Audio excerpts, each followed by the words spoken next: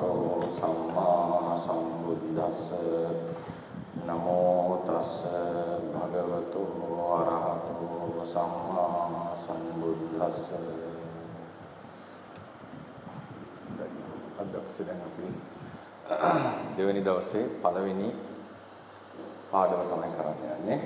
මේ වෙනකොට අපි කතා කරලා තියෙනවා මාතෘකා තුනක්. සංසාරය සහ පරමාර්ථ කියන මාතෘකාව කතා කරා. ඊට පස්සේ ඊට අමතරව පරමාර්ථ ජාතික කියන මාතෘකාව කතා කරා. අවසානයේදී අනුප්පන්න ධර්ම කියලා එකත් කතා කරා.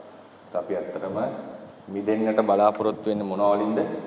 අනුප්පන්න දුක්ඛය. පැමිණි දුක්ඛය නෙවෙයි. පැමිණි දුක්ඛයෙන් මිදෙන්නට ක්‍රමයක් නැහැ. පැමිණි දුක්ඛය හටගෙන නිරුද්ධ වෙනවා. ස්වභාවයෙන්ම අපිට මිදෙන්නට තියෙන්නේ හටගන්නට නියමිත දුකෙන්. හටගන්නට නියමිත දුක ගම මෙතන විශේෂයෙන් අපි කතා කරන්නේ නැවත නැවත උප්පත්තිය ලැබෙමින් සසර යන්නට සිද්ධ වීම. නැවත නැවත උප්පත්තිය ලබන්නට අපිට හේතු වෙන්නේ පරමාර්ථ ජාතික වශයෙන් තියෙන කෙලෙස් ධර්ම. කෙලෙස් නිසා පරමාර්ථ ජාතික ධර්ම නිසා අනුප්පන්න ධර්ම වලින් අපි මිදිලා නැහැ. ඉතින් එහෙමනම් ඒ අනුප්පන්න දුකත් එක්ක අපි බැඳී සිටිනවා. ඒක ඉවත් කරන්න ඕන නම් අනුප්පන්න දුකෙන් මිදෙන්න ඕන අපි කරන්නට ඕනේ අනුප්පන්න දුකේ හේතුව දුරු කරන එක. අනුප්පන්න දුකේ හේතුව ලෙස ගත්තේ කෙලෙස්නේ. කෙලෙස් නිසා තමයි දුක උපදින්නට නියමිත. අපි එහෙමනම් කළ යුත්තේ කෙලෙස් ධර්ම ඉවත් කරගන්න එක. දැන් අපි අද පාඩමේදී විශේෂ මාතෘකාවක් කතා කරනවා ප්‍රත්‍යායත්ත භාවය කියලා. ප්‍රත්‍යායත්ත භාවය කියලා කියන්නේ හේතුඵලය පිළිබඳ යම් විවරණයක්. ප්‍රත්‍යායත්ත භාවය.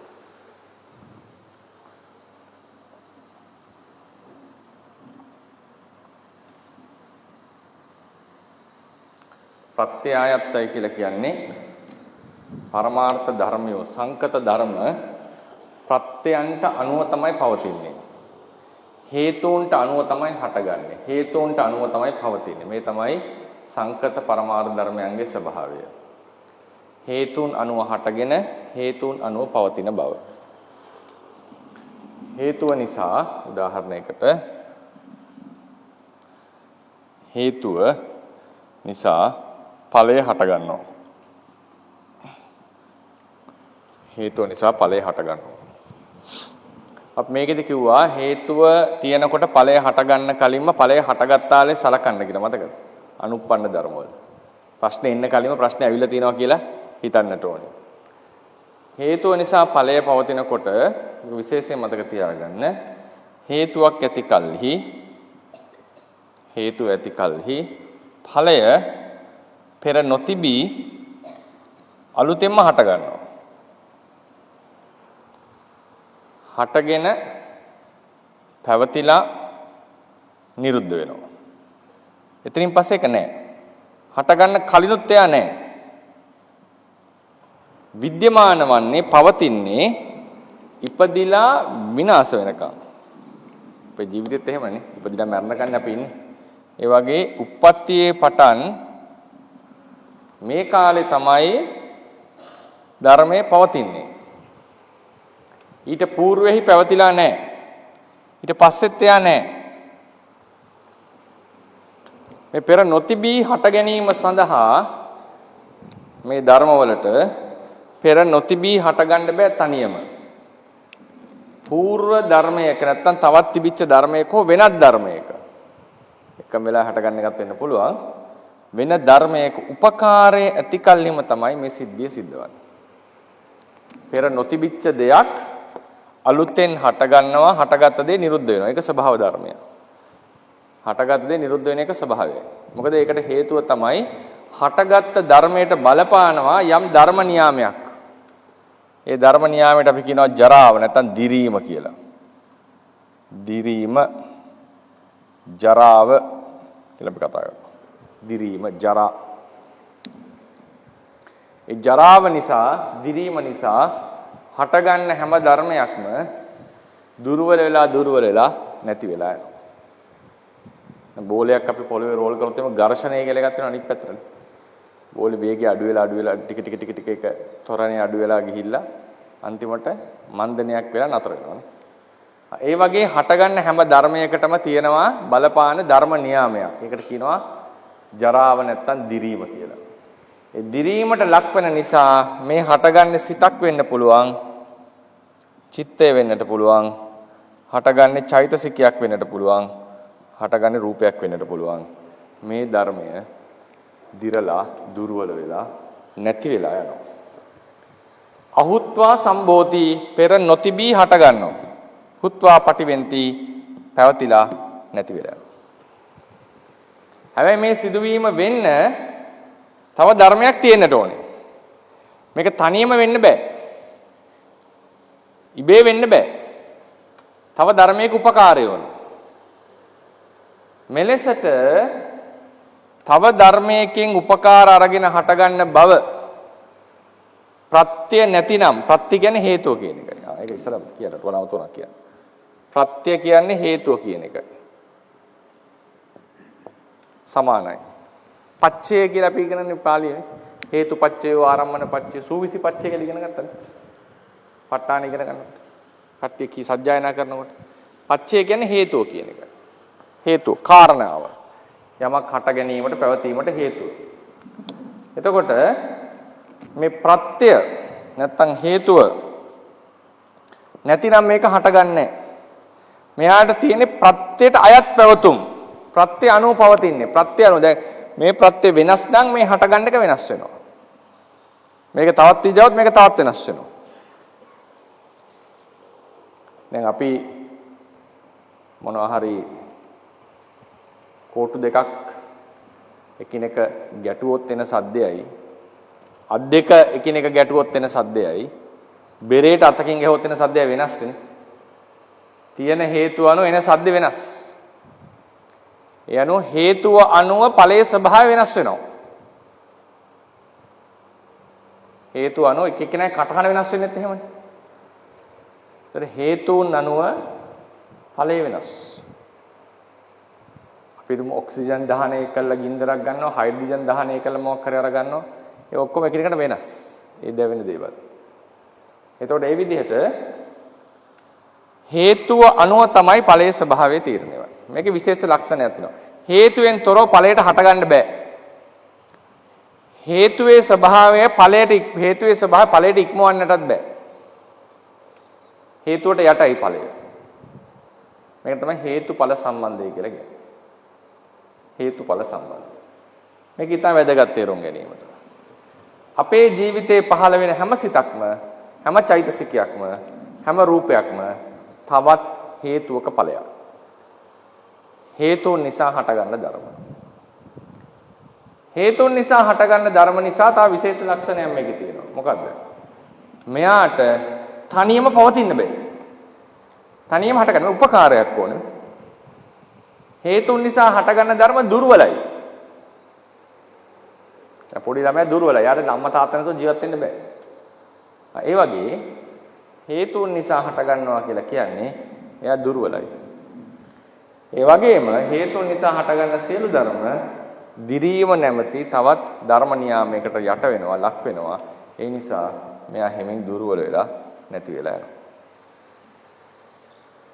මේක තමයි ප්‍රත්‍යායත්ත භාවය කියලා මුලින්ම සඳහන් කරනවා. ඊළඟට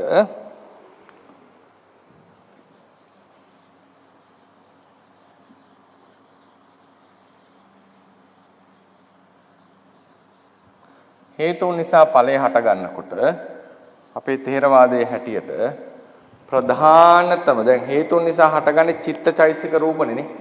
සංකත ධර්ම කියන්නේ චිත්තචෛසික රූප. චිත්ත චෛතසික කියන එකට පහළ වෙන්නේ නේ. හරිනේ. ඒකට කියනවා මොකද්ද පොදුවේ නමක් මතකද? චිත්තෝත්පාදය.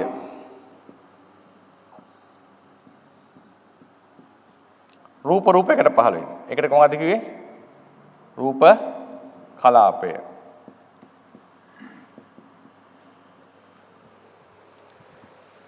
මේවා තමයි සංකත ධර්ම. කොහොමද සංකත ධර්ම පවතින්නේ? චිත්තචෛසික මිටි මිටි වශයෙන්, කලාප වශයෙන්, රූප කලාප වශයෙන්. මේවා හට ගැනීමේ ප්‍රධාන හේතු පහයි තියෙන්නේ තේරවාදී.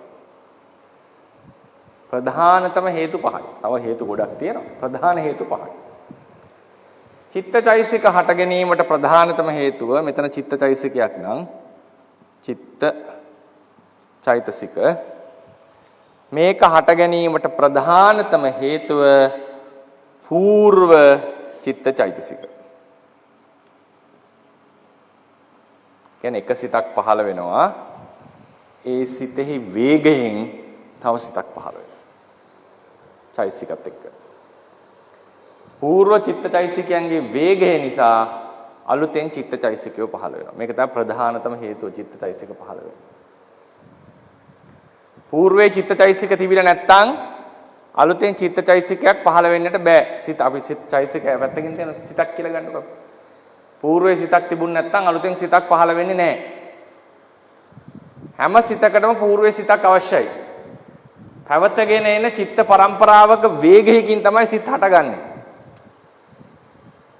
ඒ නිසා ථේරවාද ධර්මයේ හැටියට සසරට මුලක් නැත. සසරට මුලක් නැත. සසරට මුලක් තිබුණොත් පළවෙනි සිතෙහි උපාදය විස්තර කරගන්න බැරි වෙනවා. සතියක් කෙනෙක්ට හමුතු වෙන්න පුළුවන් කොහොමද මේක වෙන්නේ කියලා. හරි ඒක අපි ඉදිරියේදී භාවනා පරිණතියේදී කතා කරගමු. කොහොමද සසරට මුලක් නැතුව පවතින්නේ කොහොමද අපි ඒක පිළිගන්නේ කොහොමද අපේ හිතට ඒක දැනෙන්නේ කියන එක විස්තර කරගන්නට ඕනේ. ඒක දැන් මම කතා කරන්න යන්නේ නැහැ. ඒක විදර්ශනා පාඩම් වලදී සහ භාවනාවේ තේරුම් ගන්න. චිත්ත චෛතසික. මේක තමයි පළවෙනි. සිතක් උපදින්නට තියෙන පූර්ව මූලිකම හේතුව තමයි පූර්ව සිත. රූපය උපදින්නට හේතු හතරක් තියෙනවා. සමහර රූප උපදිනවා කවුරු නිසාද? කර්මය නිසා රූප උපදිනවා. කර්මය නිසා.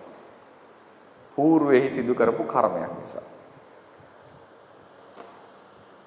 නිසා රූප. දැන් ප්‍රතිසන්දි අවස්ථාවේදී මව් කුසේදී සියුම් රූප ටිකක් පහළ වෙනවා. ඒ පහළ වෙන රූප කර්මයේ විසින් ඇති කරවනු ලබන රූප ටිකක්. එතකොට කර්මයේ විසින් රූප ටිකක් උපදවනවා. අපේ චක්කු සෝත ගාන જીවහා කාය ප්‍රසාද ධර්මයේ හැටියට කර්මයේ විසින් ඇති කරවන්නා වූ රූප. ඊට පස්සේ තව මේ චිත්ත චෛතසික ධර්ම වලිනුත් රූප ඇති කරනවා. චිත්ත චෛතසික ධර්ම වලිනුත් රූප ඇති කරනවා. දෙකම එකතු වෙලා. චිත්තයයි චෛතසිකයි එකතු වෙලා රූප ඇති කරනවා. කර්මයේ විසින් ඇති කරන රූප වලට කියනවා මොකද්ද? කර්මජ ජයන්නක් ඉස්සරහට අන්තිමට දාගන්න. කර්මජ රූප. චිත්ත චෛතසික වලින් ඇති කරන රූප වලට කියනවා චිත්තජ රූප. චෛතසිකත් දායක වෙනවා. හරි? විශේෂයෙන්ම දායක වන්නේ චේතනාව සහ ධානාංග කියන චෛතසික ධර්ම ටික. චිත්ත චෛතසික රූප වලනවා. ඊට පස්සේ තියෙනවා අපි ඉගෙන ගත්ත නේද පඨවි ආපෝ තේජෝ වායෝ කියන සතර මහා ධාතු. ඒකේ තියෙන තේජෝ ධාතුව විසිනුත් රූප උපද්දවනවා. ඒ තේජෝ ධාතුවට කියනවා නමක් ඍතුව කියලා. ඍතු. අපි සාමාන්‍යයෙන් ඔය විහාර කරන ඍතුව කියලා. ඍතු. හරිනේ ඍතුව. ඍතු කියලා කියනවා තේජෝ ධාතුවට. ඊට පස්සේ අපි පස්සේ ඉගෙන ගන්න රූපයක් තියෙනවා ඕජාව කියලා. ආහාර. ඒ ඕජාව කියන ආහාර රූපය කියන මේකිනුත් රූප උපදවනවා. මේ තමයි ථේරවාදයේ හැටියට තියෙන මූලිකම ප්‍රත්‍ය පහ හේතු පහ. මේ හේතු පහ නිසා තමයි මේ සසර පවතින්නේ. චිත්ත උපදිනවා පූර්වසිත නිසා, රූප උපදිනවා කර්මය නිසා, චිත්තචෛතසික නිසා, තේජෝ ධාතුව නිසා, ඕජාව නිසා. හරි. මේ තමයි ප්‍රධාන ප්‍රත්‍ය පහ. ඒකෙන් මේ අදහස් කරන්නේ මොකක්ද දන්නවද? මේ සිතක් පෙර නොතිබී අලුතෙන් හටගන්නා පූර්වසිත නිසා. ඒ පූර්වසිතේ වේගයෙන් මේක හටගන්නවා. කර්මය නිසා පෙර නොතිබිච්ච රූප අලුතෙන් හටගන්නවා. චිත්තචෛතසික නිසා අලුතෙන් රූප හටගන්නවා. තේජෝ ධාතුව නිසා අලුතෙන් රූප හටගන්නවා. ඕජා රූපේ නිසා අලුතෙන් රූප හටගන්නවා. ඒකයි මේ කියලා තියෙන්නේ. මේ තමයි සංකත ධර්ම උපදවන මූලික හේතු පහ. මොනවද? పూర్වසිත මේකට කියනවානේ పూర్වසිත කියලා. පූර්වසිත තමයි සිත් උපදවන්නේ. ඊට පස්සේ රූප උපදවන්නේ. කර්මය, චිත්තය, චිත්තචෛසිකවත් කමක් නැහැ. චිත්තය, ඍතුව, ආහාරය කියන ධර්ම ටික. දැන් ඔන්න ඊළඟට අපි එනවා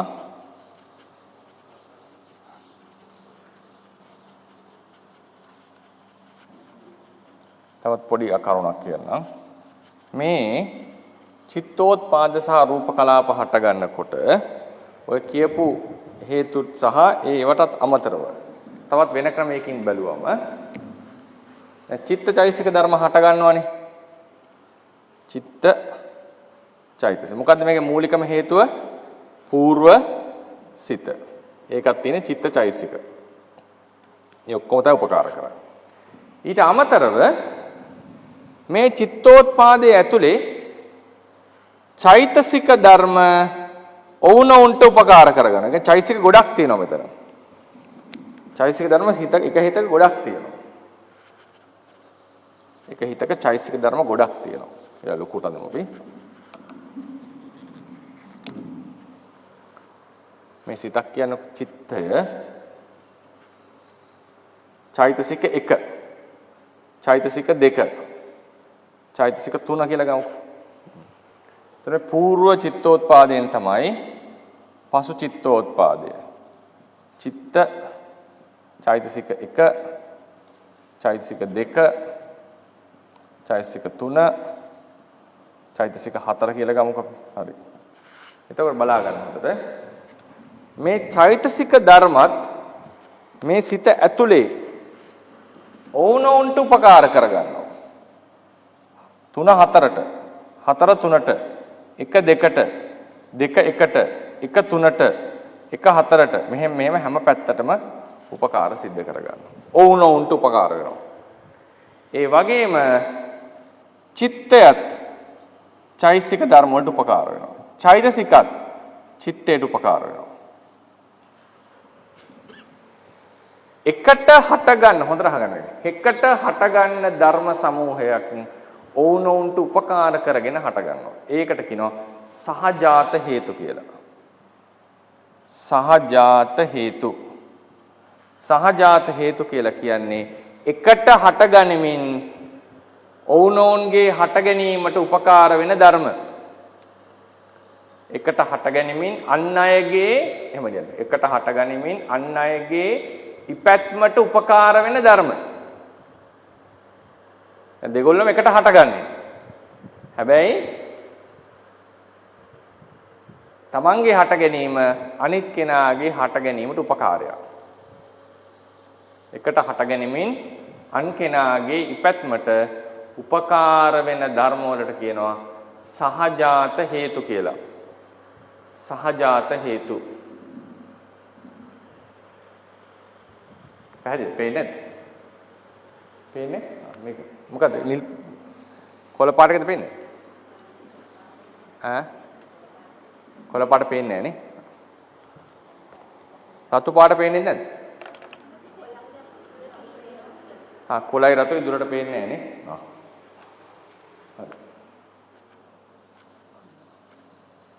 නේ. මේ ගහලා තියෙන නම් එකිනෙකට මේ උපකාර වෙන එක එක මම ලියන්න ඕනේ නැහැ නේ. සහජාත නිල් පාට හොඳයි නේ. තියෙන නිල් පාට. මේ දෙක අයින් කරන්න. හරි. සහජාත හේතු. එකට උපකාර වෙනවා හටගෙන. දැන් ඔන්න තව හේතු වර්ගයක් තියෙනවා. මේ කියන්නේ పూర్වයේ හටගත්ත හේතුවක් පසුව හටගන්න ඵලයකට උපකාර වෙනවා. හරිනේ? පසුව හටගන්න ඵලයකට උපකාර. මේකට අපි කියමු පුබ්බ හේතු. పూర్ව හේතු. පුබ්බ. මේක පේනවද? නිල් පාට. හරිද? పూర్ව හේතුව. పూర్ව හේතු.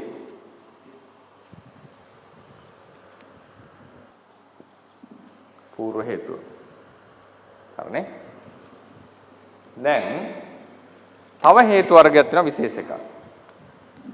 මොකද්ද? මේ චිත්තචෛසික ධර්ම හට ගන්නකොට ඔන්න බලන්න. චිත්තචෛසික ධර්මය හට ගන්නවා. චෛතසික ධර්ම හට ගන්නකොට ඒවා සාමාන්‍යයෙන් ඇසුරු කරනවා එක්තරා රූපයක්. මේ රූපයට කියන වචනයක් වස්තු රූප කියලා. වස්තු රූප. සිතට පවතින්න බෑ රූපයකින් තොරව. සිත රූපයක් ඇසුරු කරන්නට ඕන. සිත දුර්වලයි. අරූපී දෙයක් නේ. ඒ නිසා රූපයක් ඇසුරු කරන්නට ඕනේ. මේ වස්තු රූපය කලින් හටගෙන තියෙන්නට ඕනේ. ඒක වැදගත්. වස්තු රූපේ කලින් හටගෙන ඒකේ සිත ඇසුරු කරනවා. දැන් උදාහරණයක් මේ බලන්න මෙහෙමයි ඒක වෙන්නේ. වස්තු රූපේ මෙතනදී හට ගන්නවා. බලා ගන්න හොඳට. මේක දිගට පවතිනවා. පවතින මම නිරුද්ධ වෙනවා.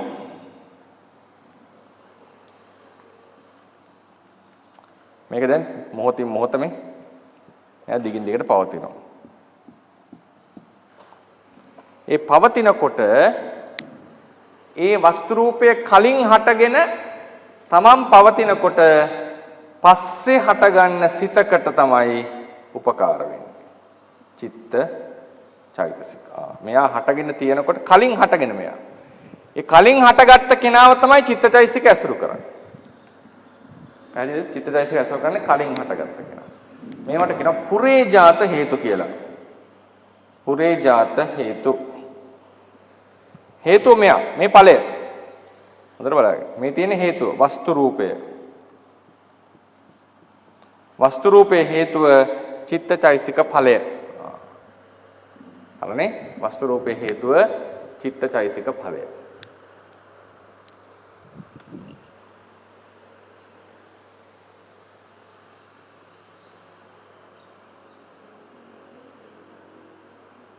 పూర్ව හේතුව පුරේද?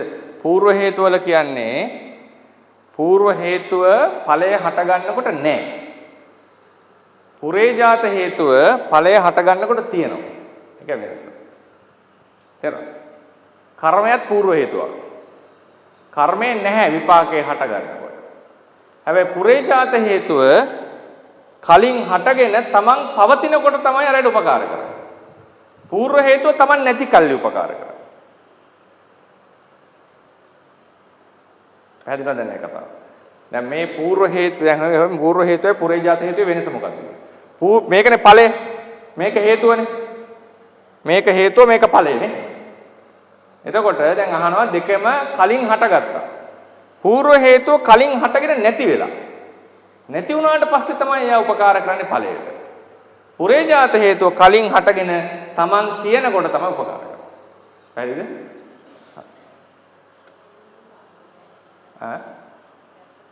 ඇහෙන්නේ ඔව් වස්තු රූපේ හට ගන්නත් හේතුවක් ඕනේ. මේක ඇඳුත් ඉතින් උඩ බට පුඳුර පඳුර වගේ ඕක දැන් ගොඩ මෙයා වෙනවා. හැම එකටම හේතුවක් තියෙනවනේ.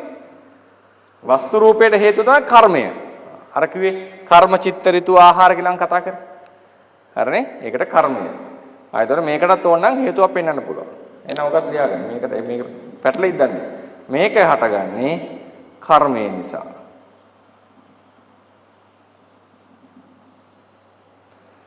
කර්මය කියන්නේ කලින් හටගෙන නිරුද්ධ වෙලා නේ චේතනාව. කලින් හටගෙන නිරුද්ධ වෙලා. ඒක මොන හේතුවද? పూర్ව හේතුව. චේතනාව හටගෙන නිරුද්ධ චේතනාව.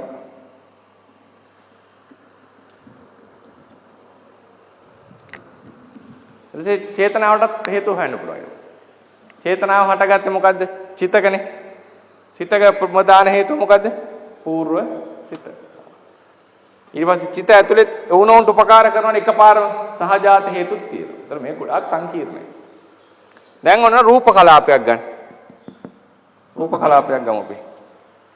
රූප කලාපයක් කියවම මේ රූප එකිනෙක ඇසුරු කරමින් තමයි පවතින්නේ. දැන් මේ රූප කලාපේ නම් මේ රූප කලාපය ඇතුලේ තියෙනවා පඨවි ආපෝ තේජෝ වායෝ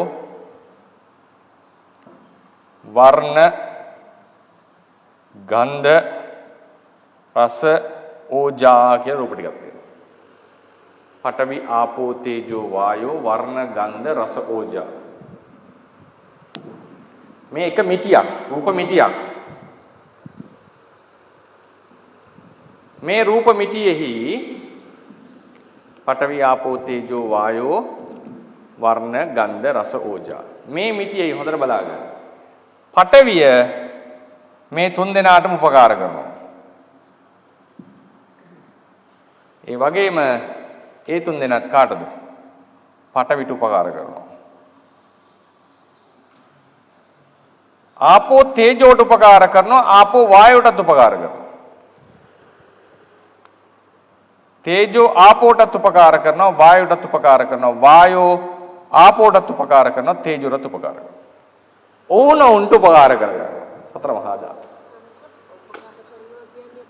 උපකාරයක හොඳ ප්‍රශ්නයක්. උපකාර කරනවා කියලා කියන්නේ මේ කට්ටියගේ පැවැත්මට හට ගැනීමට අත්‍යවශ්‍යයි. ඒ කියන්නේ උදාහරණයකට මේක සරලව මෙහෙම තේරුම් ගන්න. පඨවි ධාතුව කියන්නේ තද ගතියනේ. ආපෝ ධාතුව කියන්නේ අල්ලන ගතිය, බඳවන ගතිය. කාවද අල්ලගන්නේ? කාවද බඳවගන්නේ? පඨවි. තේජෝ කරන්නේ රත් කරවන්නේ. කාවද රත් කරවන්නේ? පඨවි. වායෝ කියන්නේ පුම්බවනවා. කාවද පුම්බවන්නේ? පඨවි ධාතුව. ඒත් වායෝ හරියට ක්‍රියාත්මක වෙන්න තේජෝ තියෙන්නට ඕන. වායෝ හරියට බැලන්ස් කරන්න ආපෝ තියෙන්නට ඕන. නැත්තම් මේක පුපුරලා යනවා රූප කලාපේ. ඒ වගේ මේ හතර දෙනාට එකට පවතින්නට ඕනෝනි උපකාරයෝ. ඒ කට්ටිය නැත්තම් මේ කට්ටිය පවතින්නේ නැහැ. උපකාර කරනවා කියන්නේ ඒකයි. හට ගැනීමටත් පැවතීමටත් අත්‍යවශ්‍යයි. ඒක තමයි උපකාරය කියන්නේ. දැන් කුඩා දරුවෙක්ට ජීවත් වෙන්න අත දරුවෙක්ට අම්මා කෙනෙක් ඕනේ, තාත්තා කෙනෙක් ඕනේ. විශේෂයෙන් අම්මා අවශ්‍යයි. නේද? නැත්තම් ජීවත් වෙන්න බෑ යාට. ඒතර මව දරුවාට උපකාරයි. ඇයි ඒ? ඉපැත්මටත් උපකාර වුණා. පැවැත්මටත් උපකාර වුණා. ඒ වගේ මේ රූප කලාප ඇතුලේ චිත්තචෛසික චිත්තෝත්පාද ඇතුලේ ඕනෝන් නැතුව ඉන්න බෑ වුණොත්. දැන් සිත බලන්න. සිතත් එක්ක පහළ වෙනවා අපි හිතමුකෝ වේදනාව කියලා. වේදනාව කියන්නේ මොකද? අරමුණ රස විඳීමනේ. වේදනාවට අරමුණ රස විඳින්න නම් ඉස්සල්ලාම සිතෙන් අරමුණක් ගන්න එපේ. අරමුණට අවධානය දෙන්න ඕනේ. අරමුණක් නැතිනම් විඳින්න දෙයක් නැහැ. එහෙනම් හිතෙන් තමයි අරමුණ අරන් දෙන්නේ. සිතෙන් අරමුණ ගත්ත නිසා තමයි වේදනාවෙන් විඳින්නේ. වේදනාවට විඳින්න බෑ සිතෙන් අරමුණක් ගත්තේ නැත්තම්. වේදනාවට තමන්ගේ වැඩේ කරගෙන යන්න සිත අත්‍යවශ්‍යයි. අපි හිතමු ආයතනයක ඉහළ නිලධාරියෙට ඊට පල්ලෙහැන් ඉන්න නිලධාරීන්ගේ කටයුතු කෙරුණ නැත්නම් මේක කරන්න බෑනේ. අපි කියනවා හැම සේවක සුළු සේවකෙන හැමෝම උපකාරයි ආයතනයේ ක්‍රියාකාරීත්වයට. නේද? ඒ කට්ටිය පිරිසුදු කරේ නැත්නම් අදාළ වෙලාවට බඩු සප්ලයි කරේ නැත්නම් මේක කරන්නට බෑ. ඒ විදිහට හැබැයි ඒ වගේම ලොක්කා හිටියේ නැත්නම් ප්‍රධානීට ආයතනේ දුවන්නේ නැහැ. ඒකට රස්සාවක් නෑ අර කට්ටියට. බලමු ඕනෝන්ට උපකාර කරගෙන ඉන්නේ. හැමෝම අවශ්‍යයි මේ ආයතනය ෆන්ක්ෂන් වෙන්න. ඒ වගේ මේ චිත්තෝත්පාදයේ හරියට ක්‍රියාත්මක වෙන්න, හරියට වැඩේ කරන්න මේ ධර්ම එකිනෙකට අවශ්‍යයි. මේක තවත් ගැඹුරට ගියොත් එම කියනවා අපි චිත්තෝත්පාදයක තියෙනවා සාමූහික කෘත්‍යයක්. කම්පැනි එකක සාමූහික කෘත්‍ය වගේ. ඒ සාමූහික කෘත්‍ය සම්පූර්ණ කරන්නට ඒ හැමෝම දායකත්වයේ දරන්නට ඕන. හරිනේ? සාමූහික කෘත්‍ය කරන්න හැමෝම දායකත්වයේ දරන්නට ඕන. ඒ ওই විදිහට මේ ඕනෝන්ට උපකාර කර ගැනීම කියන්නේ කොහොම එකක්. ඒතර මේකත් මොනවද? මේකත් සහජාතයි. මේත් සහජාත උපකාරය. ඒ වගේ මතක තියාගන්න පඨවි ආපෝ තේජෝ වායෝ කියන හතර දෙනාම මේ වර්ණ ගන්ධ රස ඕජා වලට උපකාර කරනවා. වර්ණ ගන්ධ රස ඕජා වලට උපකාර කරනවා. සාමාන්‍යයෙන් වර්ණ ගන්ධ රස ඕජාවෝ පඨවි ආපෝ තේජෝ වල හට ගැනීමට උපකාර කරන්නේ නැහැ. ඒක එක පැත්තකට තමයි යන්නේ. දැන් දරුවට අම්මා අවශ්‍යයි ජීවිතේ. අම්මට දරුවා අවශ්‍ය නැහැ. දරුවා නම් තමයි ජීවත් වෙන්න පුළුවන්. ඒ විදිහට මේකෙදී පඨවි ආපෝ තේජෝ වායෝ මේ පැත්තට උපකාරලා මේ පැත්තට උපකාර ලැබෙන්නේ නැහැ. හැබැයි ඕජා රූපයට විතරක් ඕජා රූපයෙන් විතරක් අපි පස්සේ ඒක ධර්මයේ කියනවා මේ පැත්තටත් යම් උපකාරයක් තියෙනවා කියලා. ඒ හට ගැනීමට නෙවෙයි ශක්තිමත් වීම. අපි එච්චර ඩීටේල් යන්න ඕනේ නැහැ. මේක තමයි සහජාත හේතු. තව එක හේතු වර්ගයක් තියෙනවා. ඒක ඉතා වැදගත් වපස්සනාවට. ඒකින්ද කතා කරන්නට ඕනේ. හරිනේ? තව හේතු වර්ගයක් මම මෙතනම ලියන්නම් ඒක බෝඩ් එකේ. රූපකය වස්තු රූපේ විතරක් නෙවෙයි රූපකයම ඔන්න රූපකයම රූප කලාපයෝ හටගෙන නිරුද්ධ වෙනවා. හරිනේ? රූප කලාප හටගෙන නිරුද්ධ වෙනවා.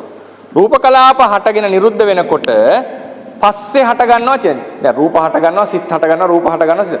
කලින් රූප හට ගන්නවා, පස්සේ සිත් හට ගන්නවා, කලින් සිත් හට ගන්නවා, පස්සේ රූප වල ඔක්කොම දැන් හටගෙන පරම්පරාව වශයෙන් යනවා. කලින් හටගත්ත රූප වලට පස්සේ හටගන්න චිත්ත චෛතසික.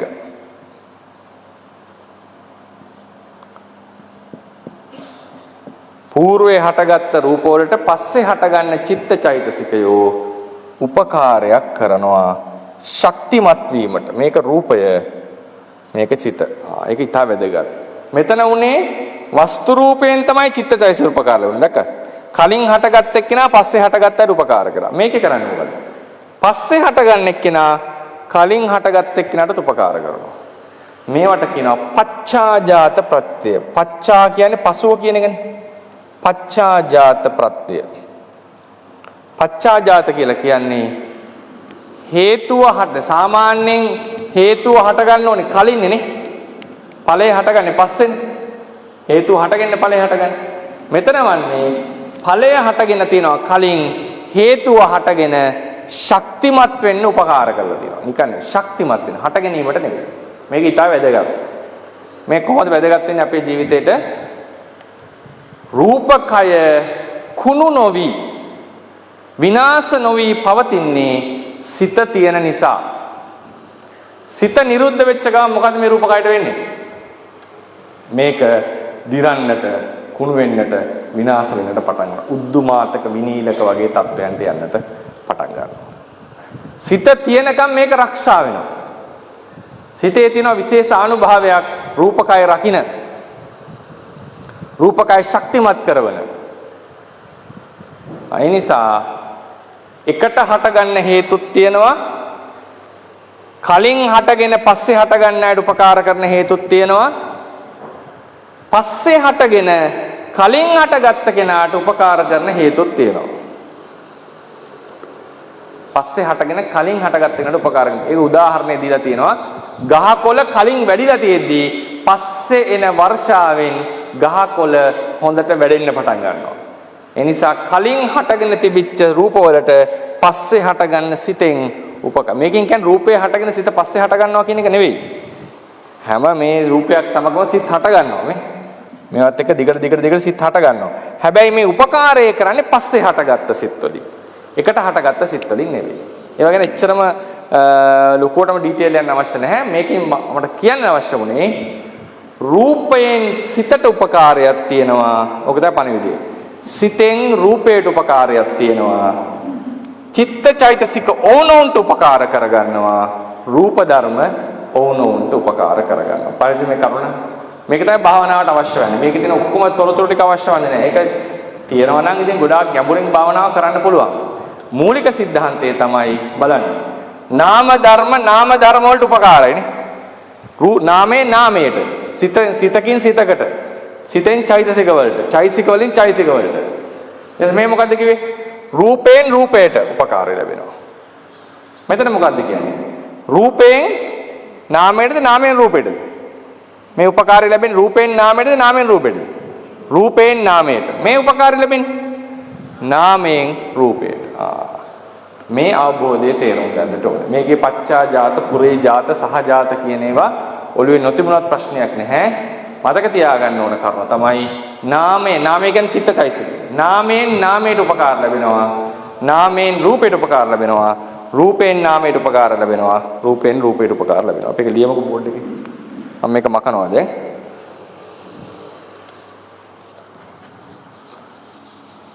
චිත්තචෛසිකුවේ නාමයට නමක්.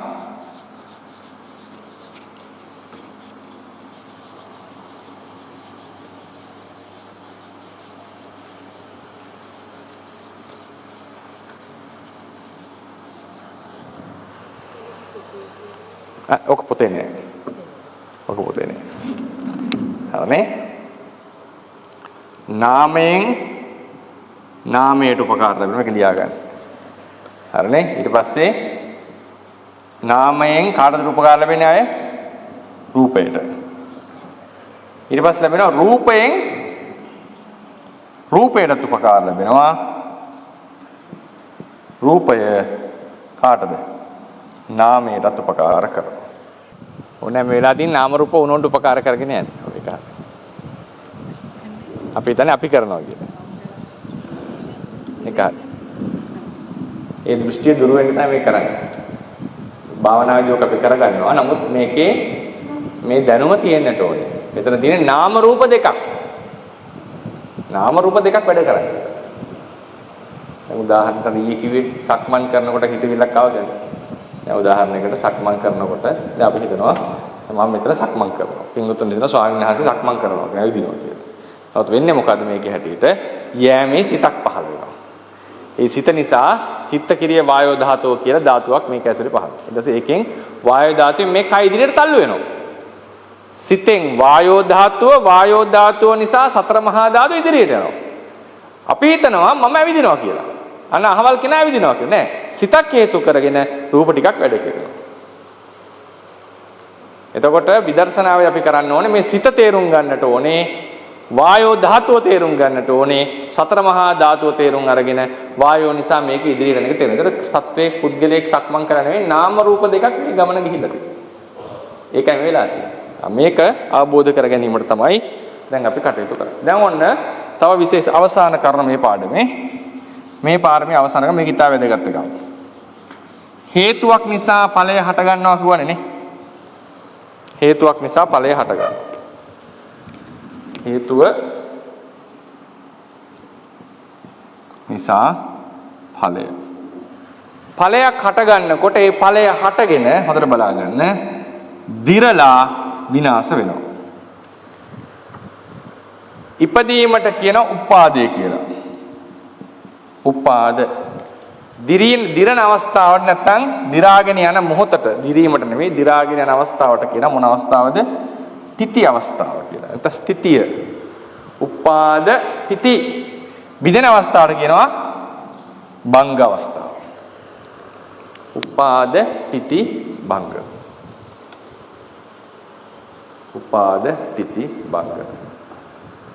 හරි. හැම සංකත ධර්මයකම මේ ලක්ෂණ තුන තියෙනවා. මේ ගැන පොඩි පොඩි මත මතාන්තර තියෙනවා තේරවාදය ඇතුලේ ටීකාවල ඒක අපිට වැඩක් නැහැ මෙතනට අදාළ වෙන්නේ නැහැ. හරිනේ? උපාදිතී බං. හැබැයි විපස්සනාවට ඔබට වැදගත් වෙන්නේ උපාදයයි භංගයයි. බලතක තියාගන්න. ලියාගන්න ඒක. උපාදිතී භංග වලින් ඔබට විපස්සනාවට වැදගත් වෙන්නේ මොකද්ද? උපාදයයි භංගයයි. තිතිය අමුතුවෙන් බලන්න අවශ්‍ය නැහැ.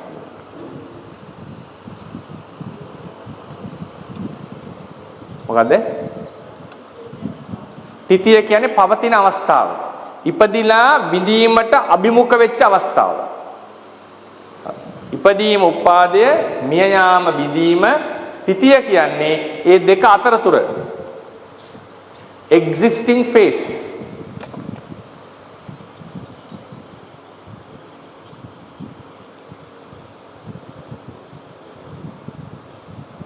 විපස්සනාට වැදගත් වෙන්නේ උපාදයයි භංගයයි. උපාදය කියන්නේ ඉපදීම, තිතිය කියන්නේ පවතින අවස්ථාව, භංගය කියන්නේ බිඳෙන අවස්ථාව.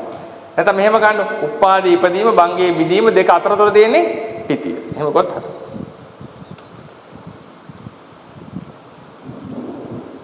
හරි. දැන් හැම ධර්මයකම මේක තියෙනවා. ඔන්න අපිට වැදගත් වෙන්නේ උපාද භංග. ඒ නිසා මම මේක අඳින්නේ නැහැ දැන් මේක අඳින්න අවශ්‍ය නැහැ. හරිනේ? විපස්සනාවේදී වෙන්නේ ඉපදෙනවා බිඳෙනවා. ඉපදෙනවා බිඳෙනවා. චිත්තචෛසික ධර්ම. චිත්ත දර්ශන ඉපදෙනවා බිඳෙනවා ඉපදෙනවා බිඳෙනවා. මේ පහළ වෙන චිත්තචෛසික ධර්මයක ඉපදීම් බිඳීම් බලනවා කියන එක ලේසි නෑ. ඒ නිසා අපේ ථේරවාද සම්ප්‍රදාය තුළ විපස්සනාවට ඉපදීම් බිඳීම් බලන ක්‍රම 3ක් දක්වලා තියෙනවා. ක්‍රම 3ක්. හැබැයි මේකේ හැමතිස්සෙම ඔළුවේ තියාගන්න ඕනේ මේකයි. මේක හටගන්නේ ඇයි? හේතුවක් නිසා. අහේතුකව නෙවෙයි. සහේතුකව. මේක හොඳට හැමතිස්සෙම ඔළුවේ තියාගන්න ඕනේ. හේතුවක් නිසා හටගෙන දිරලා බිඳෙනවා. එහෙමයි කියන්නේ. හේතුවක් නිසා හටගෙන දිරලා බිඳෙනවා. හේතුව අමතක කරන්න එපා කවදාවත්. අපේ සම්ප්‍රදායේ තියෙනවා ක්‍රම 3කට උපාද භංග ඉපදීම් බිඳීම් බලන ක්‍රම 3කට. ඒක ලියා ගන්න. ඉපදීම් බිඳීම බලන ක්‍රම 3. ඉපදීම බිඳීම බලන ක්‍රම 3. පළවෙනි එක ක්ෂණ වශයෙන් ක්ෂණ පිටිපස්සට පේනවාද නේ? ක්ෂණ වශයෙන් ක්ෂණය කියන්නේ ඊටාම කෙටි කාලයක් නේ. ක්ෂණ වශයෙන් පාලියෙන් කන වශයෙන් ක්ෂණ වශයෙන්. දෙක සන්තති වශයෙන් සන්තති වශයෙන් ක්ෂණ වශයෙන් සන්තති වශයෙන්. 3 ඒ වචන ලියා ගන්න. අද්ධා වශයෙන් අද්ධා වශයෙන් ඒක විස්තර කරන්න මම. අද්ධා වශයෙන් අයන්න අල්දයන්න මහ ප්‍රාණ දායන්න අද්ධා වශයෙන්. මේ සංස්කාරයන්ගේ උදය වය බලන ක්‍රම 3 ඉපදීම් බිඳීම. තිති අමුතෙන් බලන්න යන්න ඕනේ නැහැ. හරිනේ? ඉපදීම බිඳීම බලන ක්‍රම 3. මට ලියා ගන්න. ක්ෂණ වශයෙන් සන්තති වශයෙන් 3 මොකද්ද? අද්ධා වශයෙන්. අද්ධා කියලා කියන්නේ ජීවිතේ වරහණට දාගන්න. ජීවිතේ වශයෙන්. මොකද්ද අද්ධා වශයෙන් බලනවා කියන්නේ? ඉපදිලා මැරෙනවා කියන එක. අද්ධා වශයෙන් උපාදේ මොකද්ද? ඉපදීම. මෞකසෙන් බිහිව නෙවෙයි ප්‍රතිසන්දි අවස්ථාවේ පහළ වීම. අද්ධා වශයෙන්. භංගේ මොකද්ද? මරණය. අපි කියන්නේ ඉපදිලා මැරෙනවා මිනිස්සු කියලා. ඔය කියන්නේ අද්ධා වශයෙන්. හරිනේ? ජීවිතයේ උප්පත්ති මරණ දෙක. උප්පත්ති කියනකොට මතක තියාගන්න මෞකසෙන් බිහිව බර්ත්ඩේ එක නෙවෙයි අපි ගන්නේ. ප්‍රතිසන්දි අවස්ථාවේ පහළ වීම අරගන්න. හරිනේ? ප්‍රතිසන්දි. මොකද බුදුරජාණන් වහන්සේගෙන් උපසම්පදාව දිනවන අපිට. උපසම්පදාව වෙන්නේ කීයෙන්ද වයස සාමාන්‍යයෙන්? 19 20. 19 උත්තරේ හරි. ඒකට හේතුව තමයි මේ උත්තරේ එන්නේ. 20න් තමයි උපසම්පදාව වෙන්නේ.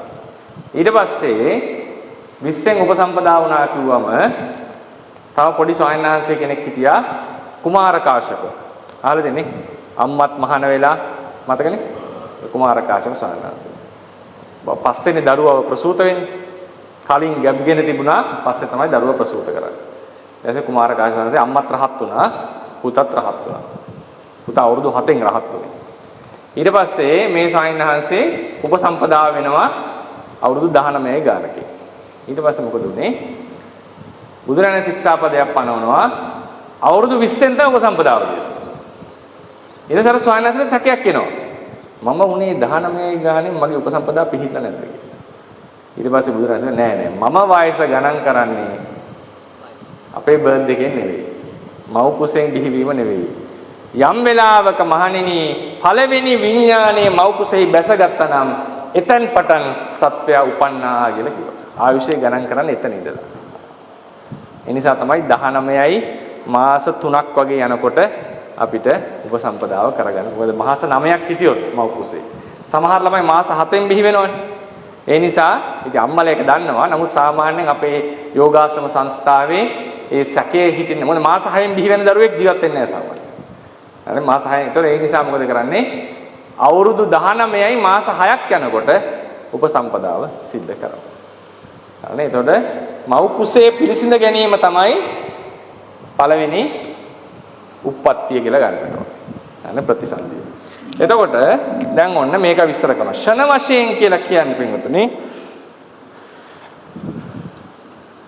ෂණ වශයෙන් ඉපදීම කියලා ෂණ වශයෙන් බලනවා කියලා කියන්නේ මේ චිත්තචෛසික ධර්ම හෝ රූප ධර්ම බලා ගන්න.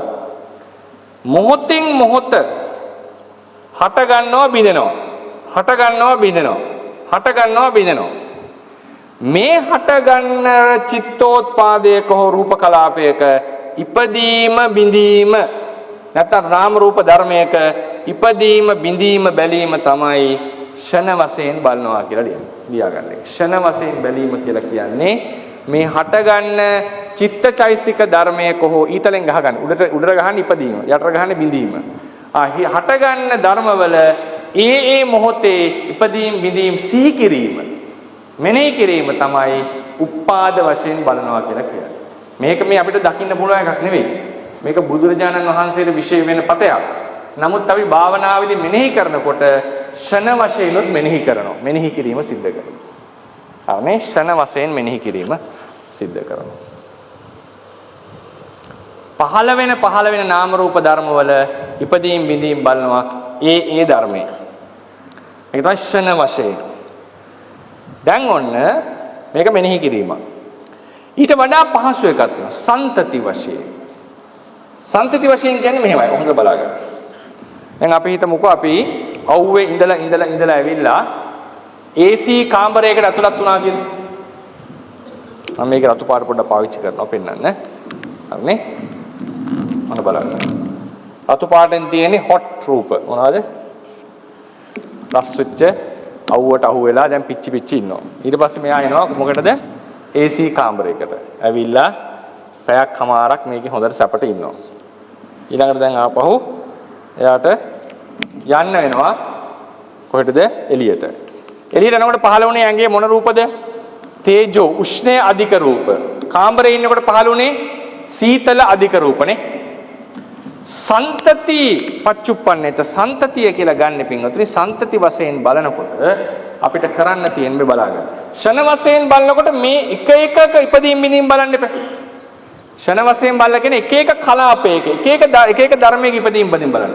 සන්තති වශයෙන් කරනකොට මේක ලේසි. කාමරයට ඇතුළත් වෙනකොට මුලින්ම සීත රූප හට ගැනීම උපාදය. කාමරයෙන් එළියට යනකොට සීත රූපවල අවසාන බිඳීම භංගය. මේ සියල්ල එක ධර්මයක් ලෙස අරගෙන බැලීම තමයි සන්තති වශයෙන් කියලා කියන්නේ. සන්තති වශයෙන්. සන්තති වශයෙන් මෙනෙහි කිරීම. සන්තති වශයෙන් මෙනෙහි කරනකොට ඒ මොහොතේ සිද්ධ වෙච්ච ඉපදීම් බිඳීම් බලන්නට අවශ්‍යතාවයක් නැත. හරිද? සන්තති වශයෙන් බලනකොට ඒ මොහොතේ වෙන ඉපදීම් බිඳීම් බලන්න. තවත් සන්තති වශයෙන් උපමාවක් කියන්න. ඔන්න දැන් අටසිල් ගත්ත අය රැයට කෑවේ නෑනේ. උදේ වෙනකොට බඩගින්න තිබ්බනේ නේ. උදේ වෙනකොට ටිකක් ඇඟට පණ දැනෙනවා. හරි. බඩගින්න. ඊට පස්සේ ඔන්න දානේ වැළඳුවා. දානේ වැළඳුවාට පස්සේ ඇඟ ශක්තිමත් වුණා ආහාර දුරූප වලින්. ඊට තව ටිකක් පැයක් කමාරක් යනකොට ආපහු ටිකක් දුර්වල වෙන්න පටන් ගන්නවා. හරිනේ? ආපහු ටිකක් එක වේලක් එහෙම අඳනවනේ ඒක ටික වෙලා ගියා දුර්වල වෙලා ඊට පස්සේ ආපහු ඊළඟ වේල අනුභව කරනකන් ඇඟ දුර්වලයි. ඒතර එක ආහාර වේලකින් ආහාරය ගන්නකොටම ඇති වෙනවා ප්‍රබෝධමත් බවක් රූපේ. ඒ තමයි ආහාරජ රූපවල ඉපදීම. ඊට පස්සේ දුර්වලලා තියෙනකොට ආහාර රූප බිඳිලා ඉවරයි දැන්. දැන් ආහාරජ රූප නැහැ. ඒ නිසා ඇඟට පණ නැහැ, බඩගිනි. ඇඟට අමාරුයි. මේ තමයි ආහාරජ රූපවල ඉපදීම, ආහාරජ රූපවල බිඳීම. ඒකෙදි ඒ ආහාරජ රූපේ ඒ මොහොතේ සිද්ධ වෙන ඉපදීම් බිඳීම් බලන්න අවශ්‍ය නැහැ. හරිනේ? එහෙම බලන්න අවශ්‍යතාවයක් නැහැ. එතකොට මේකත් විශේෂ එකක්. මේක නැවත අපි කතා කරන විපස්සනාවේදී දැනට මේ ආරම්භයක් ලෙස හේතුඵලය ගැන කතා කරනවා. අවසාන එක අද්ධා වශයෙන්. දැන් මේක බලන්න. මෙතනදී හේතුඵලය අමතක කරන්න එපා. ඒ බලන්න. ඇයි මේ රස්නේ රූප පහළ වුනේ?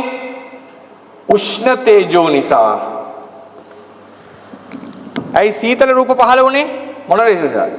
සීතල තේජෝ නිසා. ඒ නිසා හේතුව අනුව ඵලය වෙනස් වෙනද බලන්න මේ.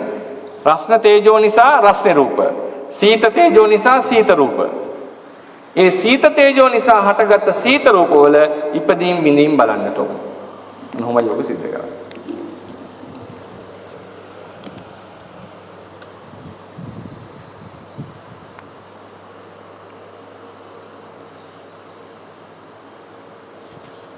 ඊළඟට අවසානක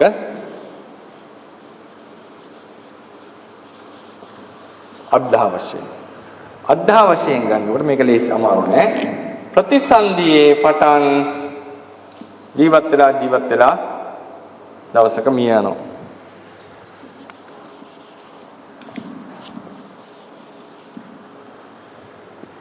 කලින් ජීවිතේ තිබුණා අලුත් ජීවිතේ හටගෙන ඒ ජීවිතේ මිය ගිහිල්ලා තව ජීවිතේ මේ තමයි උපාදි උපත විපත නෙවෙයි මරණය ප්‍රතිසන්දියේ මරණය මේ අවස්ථාවේ තිබිච්ච රූප ධර්මියෝ එකක් ලෙස අරගෙන මෙනෙහි කිරීම තමයි අද්ධා වශයෙන් මෙනෙහි කිරීම ජීවිතේ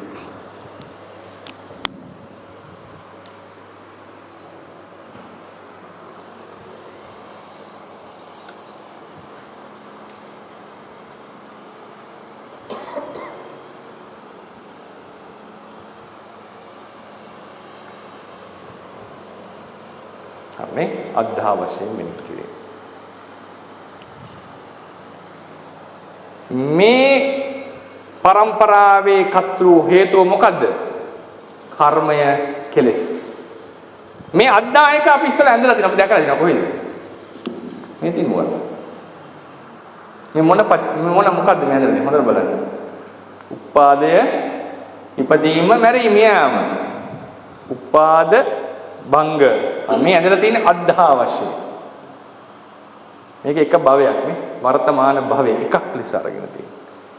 ඒ විපස්සනා වඩනකොට කට්ටිය මෙහෙමත් ඉපදීම් බිදීම් බලන්නට ඕනේ. සන්තති වශයෙන් ඉපදීම් බිදීම් බලන්නට ඕනේ. ෂණ වශයෙන් ඉපදීම් බිදීම් බලන්නට ඕනේ. හැබැයි මේ හැමතැනකම හේතුෝද්දර විද විශේෂ වැදගත් වෙනවා. අද්ධායකේ හේතුව කවුද? මේ කර්මය කෙලස් කර්ම ක්ලේශ නිසා මේවා හටගෙන පවතිනවා. එක ජීවිතයක් කියලා කියන්නේ පින්වතුනි එක කර්මයක ප්‍රතිඵලයක්. ඒ කර්මයේ ප්‍රතිඵලය ගෙවන එකයි මේ කරන්නේ. ඒක ඉවරලා තව කර්මයක ප්‍රතිඵලයක්. අකුසල කර්මයක් වුණොත් දුගතියක ඒක ගෙවන්නට ඕනේ. කුසල කර්මයක් වුණොත් සුගතියක ඒක ගෙවන්නට ඕනේ. කර්මය ගෙවනවා අපි. ඒකයි මේ කරන්නේ. ඒ කර්මය ගෙවන අවස්ථාවේදී නානා ප්‍රකාර දේවල් අපි කරලා ඒකෙන් වින්දනයක් විනෝදයක් සතුටක් ලබන්න උත්සාහවත් වෙනවා. නැත්තම් වෙන්නේ මොකද්ද? කරපු කර්මයකට විපාක විඳීමක් තමයි එක භවයක් කියලා කියන්නේ. ප්‍රතිසන්දි ජායක කර්මයෙන් තමයි මේ ජීවිතේ ගෙනියන්නේ. වෙනත් කර්මත් විපාක දෙනවා අපි අලුතෙන් කර්මත් රැස් කරනවා ඒක වෙනම දෙයක්. නමුත් ප්‍රධාන වශයෙන් මේ ජීවිතේ පවතින්නේ ප්‍රතිසන්දි දායක කර්මයෙන් ලැබිච්ච දේ. ප්‍රබල ප්‍රතිසන්දිදායක කර්මයන් නම් ප්‍රබල උප්පත්තිය. මධ්‍යම එකක් නම් මධ්‍යම උප්පත්තිය. දුර්වල එකක් නම් දුර්වල උප්පත්තිය. එක ජීවිතයක ප්‍රබල වුණා කියලා අනෙක් ජීවිතේට ප්‍රබල වෙනවා කියලා එකක් නැහැ. එහෙම නැහැ. මහා බෝසතාණන් වහන්සේ උච්ච රැස්සිස් මස්ලේ දන් දීපු කෙනා සමහර ආත්මවල සාමාන්‍ය ගැමී සාමාන්‍ය මිනිස්සෙක් වෙලා ජීවිතය ගත කරපු අවස්ථා තියෙනවා. හැබැයි සමහර අවස්ථාවල ලෝකයේම හිත දිනාගෙන ලෝකයේම තමන්ගේ වසඟයට ගත්ත පාලනය කරපු රජවරු වෙලා උප්පත්ති ලැබලා තියෙනවා. ඒ තමයි කර්මය. ඒ ලබන දේ අනුව ජීවිතේ වෙනවා. හැබැයි එකෙන් කියවෙන්නේ සියල්ල කර්මයෙන්ම තීරණය වෙනවා කියලා. නමුත් එක ජීවිතයක් කර්මයක ප්‍රතිඵලයක් කියලා මතක තියාගන්න. එතකොට සන්තති වශයෙන් ගත්තත් බලන්නේ පොතේ ලියාගෙන නැති සන්තති වශයෙන් ගත්තත් සීත උෂ්ණ තේජෝ නිසා උෂ්ණ රූප පරම්පරාවක් සීත තේජෝ නිසා සීත රූප පරම්පරාවක්. එක ජීවිතයක් ගත්තොත් ඒක කර්මයක නිසා එක ජීවිතයක්. තවත් කර්මයක් නිසා තවත් අලුත් ජීවිතයක්. ඒ විදිහට ෂණ වශයෙන් ගත්තොත් ඒ ධර්මයක් කර්ම චිත්ත ඍතු ආහාර එහෙම නැත්නම් පූර්ව චිත්ත ආදී හේතුන් නිසා හටගන්නවා. දැන් ඔන්න මේ පාඩම ඉවරයි. ප්‍රත්‍යයත් භාවය කියලා කියන්නේ කරුණු කීපයක් කතා කරා. හේතුන් අනුව පවතින බව. ඵලයේ පවතින හේතුන්ට අනුව. හේතුන්ට අනුකූලව. හේතුන්ගෙන් තොරව ඵලයට හටගන්නට පවතින්නට බෑ. හරිනේ? හේතු උපකාරය අවශ්‍යයි. සමහර හේතු තියෙනවා උපකාර කරන්නේ එකටම හටගෙන. සමහර හේතු තියෙනවා කලින් හටගෙන පස්සේ හටගන්න කෙනාට උපකාර කරනවා. සමහර හේතුන් තියෙනවා කලින් හටගත්ත ඵලයට පස්සේ තමන් හටගෙන උපකාර කරනවා. ඒතර පොදුවේ ගත්තම නාමයට උපකාර කරනවා, නාමයේ රූපයට උපකාර කරනවා, රූපේ නාමයට උපකාර කරනවා, රූපේ රූපයට උපකාර කරනවා. ඊට පස්සේ මේ හේතුන් නිසා හටගන්න ධර්ම වල විපස්සනායේ බලන්න ඕනේ උපාදයයි භංගයයි. තිතිය බලන්න එච්චර අවශ්‍ය නැහැ. ඒක බලන ක්‍රම තුනක් තියෙනවා. මොනවද? ෂණ වශයෙන්, සන්තති වශයෙන්, වද්ධහ වශයෙන්. ෂණ වශයෙන් කියන්නේ ඒ රූප කලාපයේ චිත්තෝපාදී ඉදීම් මිනීම් බැලීම. සන්තති වශයෙන් කියලා කියන්නේ යම් කිසි ධර්ම પરම්පරාවක ආරම්භයේ අවසානයේ බැලීම. අද්ධහ වශයෙන් කියන්නේ ජීවිතයක ආරම්භයේ අවසානයේ මෙනෙහි කිරීම. හරිනේ? දැන් එතකොට බලන්න ඔන්න පොඩි කරුණක් කියනවා හිතන්න. ඒක අවසන් කරනවා. අද්ධහ වශයෙන් මෙනෙහි කරනකොට ඉපදිලා මිය යෑමනේ මෙනෙහි කරන්නේ. හරි. මිය යෑම මෙනෙහි කරන්නේ මරණකම් ඉන්න ඕනේ. එහෙම විපස්සනා වර්ගනකොට ඉවරයි කරනවා. හරිනේ? ඒ නිසා මතක තියාගන්න. මේ ඉපදීම් බිඳීම් මෙනෙහි කරනකොට ඔබ මේ මොහොතේ ඒක දකිමින් ඉන්න අවශ්‍ය නැහැ. එහෙම අවශ්‍ය නැහැ. එහෙම වුණොත් එimhe අද්දා වශයෙන් මෙනෙහි කරනකොටම වැඩිත් ඉවරයි.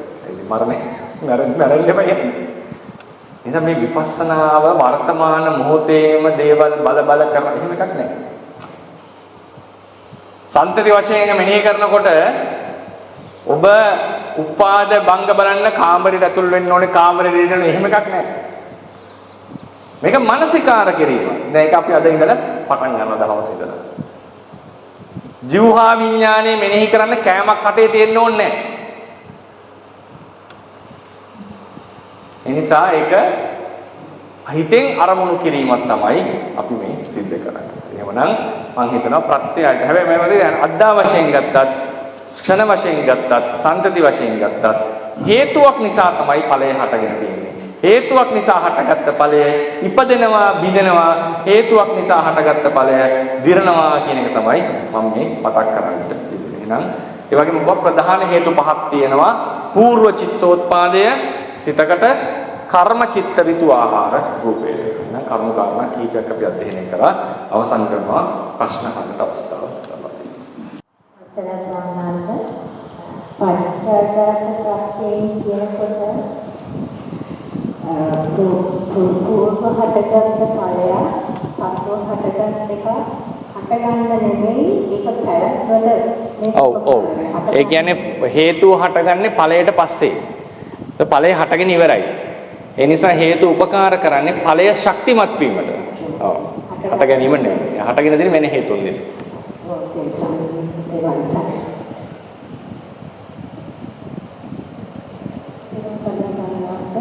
සාමාන්‍යයෙන් කොට වස්තු රූපයක් නැතුව අවිපාවකයක් නෙවෙයි සිත කොහොමද ඔය එක විශේෂ අවස්ථාවක්. ඒක විශේෂ අවස්ථාවක් නේ. ඒක චූප විරාග භාවනාව වඩලා ඒ ධානයේ හිතේ බලෙන් තමයි ඒක පවතින්නේ. ඒක අපිට එච්ච විශ්වාසනායක පිටර ලොකුර ගන්නෙ නෑ. සහජාන්නේ චිත්තුපාදයක් තමයි චක්කුඤ්ඤාසිතේ වගේ චිත්තුපාදයක් තමයි එතන සාධිත සාධාරණ හද ඉඳන්නේ තියෙන සම්මාසක. එතකොට එතන සහජාකාරයෙන් මම අපේ දෙකේ කියට දැන් ඒ ස්වර්ණාසනේ වේදනාව නිසා සංඥාව කියන්නේ පිළිවෙතකට මතකින් කිසි සූත්‍රයකින් කියන්නේ වේදනාව නිසා සංඥාව, සංඥාව නිසා වේදනාව දෙකම තියෙනවා. නමුත් වේදනාව නිසා සංඥාව කියන එකේ තේරුම තමයි යම් වේදේති තං සංජානාති. වේදනාව නිසා සංඥා වෙනවා කියලා නෙවෙයි කියන්නේ. යමක් විඳිනනම් එය දැනගනිමි. නෑ යම් වේදේති තං සංජානාති කියන්නේ වේදනාව නිසා සංඥාව නෙමෙයි. යමක් විඳිනනම් එහෙම දැනගනිමි. ඒකෙන් කියවෙන්නේ නෑනේ වේදනාව නිසා සංඥාව හට ගන්නවා කියන්නේ. හරිනේ? යම් වේදේති සංජා තං සංජානාති කියන්නේ මම යමක් අනුභව කරයි නම් අරයත් ඒකම කයි කියලා කිව්වොත් එහෙම එකක් ඔය කියලා දෙන්නේ. නමුත් වේදනාව නිසා සංඥාව හට ගන්නවා. සංඥාව නිසා වේදනාව හට ගන්නවා. ඒක විශ්ල කරන්න ඕන නම් චිත්තෝත්පාදයක තියෙන අර්ථ සාධක ආරම්මන ග්‍රහණය ගැන විස්තර කරන්නට ඕන. ඉස්සලම තේරුම මදුපිණ්ඩික සූත්‍රයේදී කිව්වේ යං වේදේති තං සංජානති. යමක් විඳී නම් ඒ තමයි හඳුනගන්නේ. එකෙන් කියුන්නේ නෑ මේ හේතුඵල සම්බන්ධතාවය. හරි.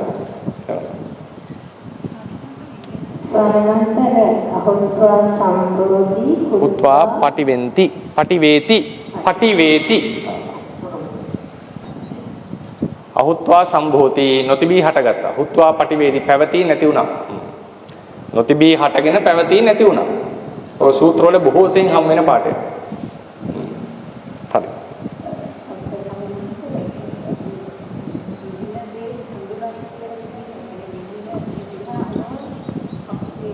විදීම අනුව හඳුනා ගන්නවා කියලා කියන්න පුළුවන්. ප්‍රශ්න නැහැ. එහෙමත් පුළුවන්.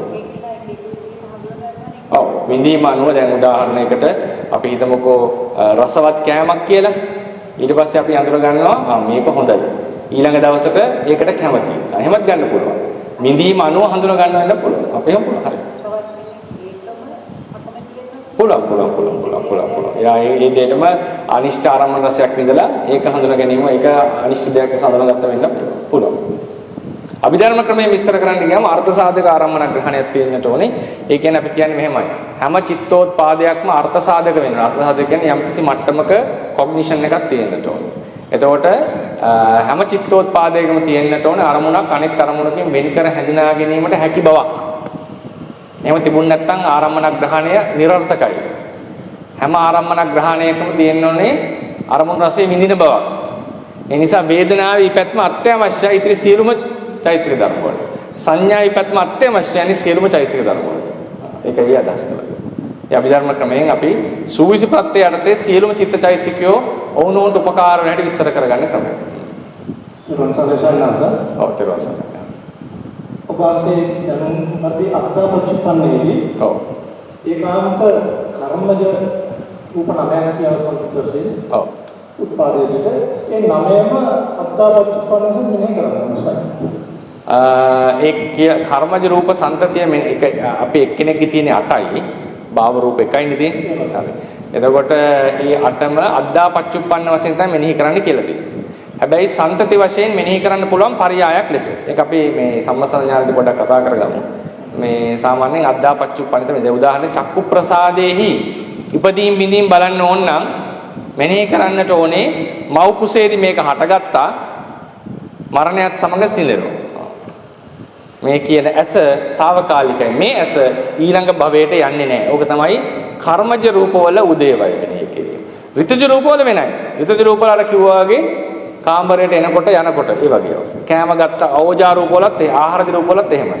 ඒ රූප කලාපයට රූපයට වෙන වෙනම මෙනෙහි කරනවා. ඔක දීර්ඝ වශයෙන් සම්මසනය කරනකොට එච්චර කරන්න අපිට වෙලාවක් හම් වෙන්නේ නැහැ මේ වැඩසටහනේ.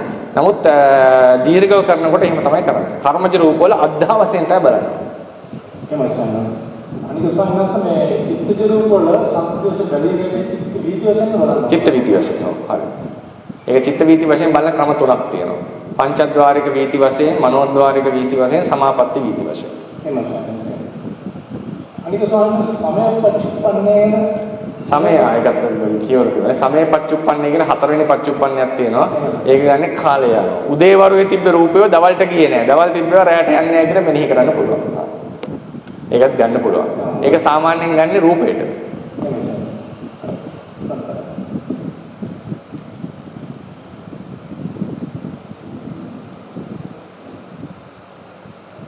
අක්ෂරයි ස්වාමීන් වහන්සේ පෙරවන් සරණයි. ඔබ වහන්සේ හැදෙලි කරන අර පට්ඨාජාත ප්‍රත්‍යයේදී පසුව හටගන්නා චිත්තේ පූර්වෙන් හටගත් රූපයට පැවැත්මට උපකාර වෙනවා කියන්නේ දැන් රූපයක ආකාරයේ පිටකර 17යි. එතකොට ඒ කියන්නේ 17 ඇතුලේ රූපයක් හටගෙන ඒ 17 ඇතුලේ උපදින විතරද පට්ඨාජාත ප්‍රත්‍යයේ රූපයට උපකාර වෙන්නේ? ඔව් ඒක විතරයි. ඒ 17 ඇතුළේ උපදිනවා විතරයි.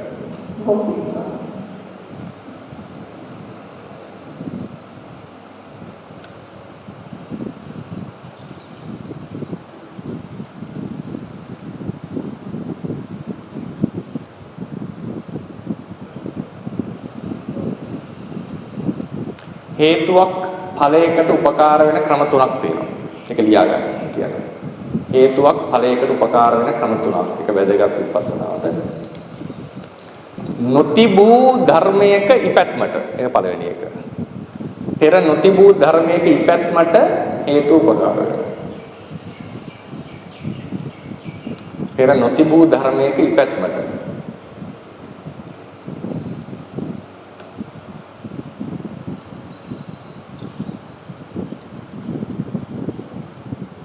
දෙවෙනි එක හටගත් ධර්මයක පරම්පරා වශයෙන් දිගින් දිගට පැවතීමට. හටගත් ධර්මයකට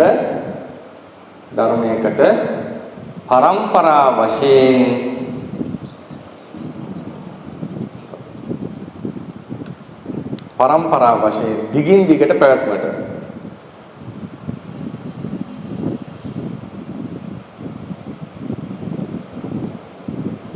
තුන්වෙනි එක හටගත් ධර්මයක පරම්පරා වශයෙන් දිගින් දිගට පැවැත්ම. තුන්වෙනි එක හටගත් ධර්මයක වර්ධනයට දියුණුවට දියුණුවට.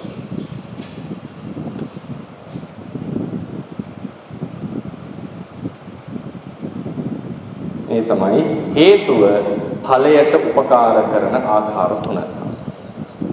හේතුවක් ඵලයකට උපකාර කරන ආකාර තුන.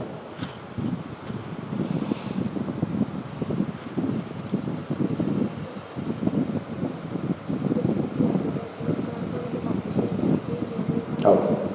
ඒක මෙනෙහි කිරීමක් තියෙනවා. මෙනෙහි කිරීම. එහෙම නැතු ඒ වෙලාව බලන්න පුළුවන් ගන්න. දැන් ෂණපච්චුප්පන්නයත් එහෙමයි. ෂණපච්චුප්පන්නයත් ඒ වෙලාවේ බලනවා කියලා එකක් නැහැ. අනුමාන වශයෙන් මෙනෙහි කිරීම. සිතක් ඉදිරිය නිරුද්ධුනා නිරුද්ධුනා.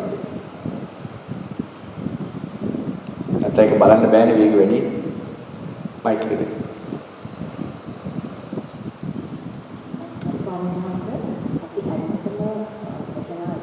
කියලා කරත්මක කතා කරලා දෙලතරක් හදගත්තා මේක දියුණුවට වර්ධනයට හේතුවක් කියලා හටගත් ධර්මයක දියුණුවට වර්ධනයට හේතු වෙන්නේ පරම්පරාවසින්. ඒ ධර්මයේ නෙමෙයි. ඒක දියාගන්න. හටගත් ධර්මයක පරම්පරාවසින් දියුණුවට වර්ධනයට. ඇත්තටම බලුවොත් එතන ජරා මරණයක් තමයි පවතින කිසි කියලා අපි එතන සඳහන් කළා. තිති කියලා කියන්නේ ඉස්සරහට කියන්නේ පරම්පරාව වශයෙන් දියුණුවට වර්ධනයට. පරම්පරාව වශයෙන්. ඒක නැත්නම් හටගත්ත ධර්මයේ මේ දියුණු කරන්න බෑ. පස්සේ හටගන්නේ වැඩි ගන්න. ඒක උදාහරණයකට අද හිත එකඟ කරගන්නවා සමාධිය. ඒක ටික නැවත බලනකොට එන්න වර්ධනය වෙනවා. දැන් තේරෙන්නේ නැතිනේ ඊට වඩා අද ටිකක් සමාධිය හොඳයි. අදට වඩා හෙට හොඳ වෙනවා. එහෙම ටික වර්ධනය වෙනවා. ඒ අපි ඉදෙන්නෙම භාවනාවක අනවශ්‍ය දේවල් නැතුවනේ. එතකොට අපේ ඉන්ද්‍රිය දැනුත් මේ තමයි වර්ධනය කියලා කියන්නේ. හරිනේ. එතකොට අර තිතිය ජරාව කියලා ගත්තම තිතියයි ජරාවයි දෙකක්. දිරීම කියලා කියන්නේ පැවතීමට ඇති හැකියාවේ අඩුවීම.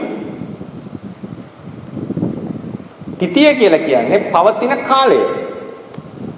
පවතින අවස්ථාව.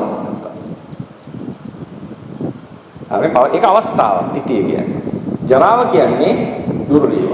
සමහර පොත්වල ජරාවයි තිතියයි සමාන කරලා තියෙනවා. සමහර පොත්වල මම ඔය කියපු විදිහට විස්තර කරලා තියෙනවා. ඒ නිසා මම රුචි කරන්නේ දෙවියන් කියපුලින්ම කියපු එක. දිරීම කියලා කියන්නේ තියෙන ධර්මයක පැවතීමට ඇති හැකියාවේ දුර්වල වීම.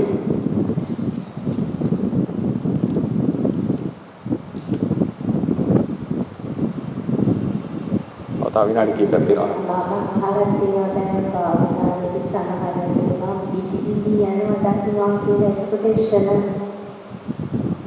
ඒ ක්ෂණ නෙවෙයි ඒ සම්තති. ඒ කියන්නේ මේ රූප කලාප වෙනස් වෙනවා දකින්න එක. රූප කලාපයේ අභිධර්ම ක්‍රමයේ හැදෙන රූප කලාපය කියන්නේ තාම කෙටි කාලයක්. ඒතර මේ ගොඩාක් රූප කලාපවල බිඳීමක් තමයි පේන්නේ. ඉතින් ඒකත් සම්තතියක් තමයි ඇත්තටම දැකලා තියෙන්නේ. ඉතින් ඒක ක්ෂණ වශයෙන් කියලා සැලකුවාට එච්චර ගැටලුවක් නෑ. භාවනා කරනකොට බිඳිනවා කියන්නේ තමන්ට දැනෙන්න පටන් ගන්නවා මෙයා ඇති වෙනවා නැති වෙනවා. ඊට පස්සේ අරමුණු පහළ සිතක් ඒ මොහොතේ නැති වෙනවා දැනෙන්න පටන් ගන්නවා. තේරෙන්න පටන් ගන්නවා. ඒකයි මේ කියන්නේ.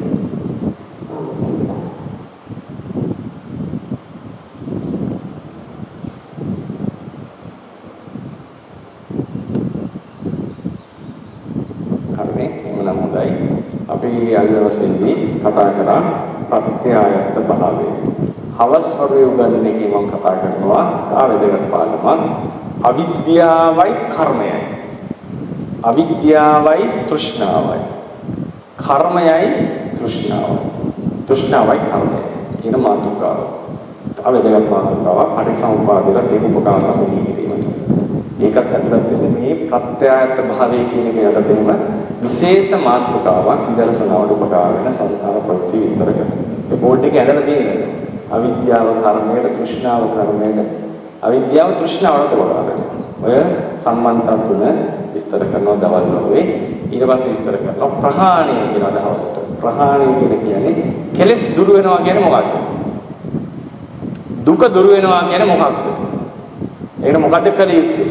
කොතනද දුරු කරන්නේ? කොතනද පහර දෙන්නේ? ඒක ඉගෙන ගන්නවා. ඊට පස්සේ හෙට දවසේ ඉගෙන ගන්නවා නිර්වාණය කියන මාතෘකාව. සහ මාර්ගය ඊට පස්සේ අපි විදර්ශනා භාවනාව කියන එක දීර්ඝ වශයෙන් කතා කරන්න පටන් ගන්නවා. ඉතිරි දවස් තුන පුරාවට. එහෙනම් අවසන් කරමු. බුද්ධ ශාසනං චිරං තිත්තතු බුද්ධ ශාසනං චිරං තිත්තතු බුද්ධ ශාසනං චිරං තිත්තතු සාදු සාදු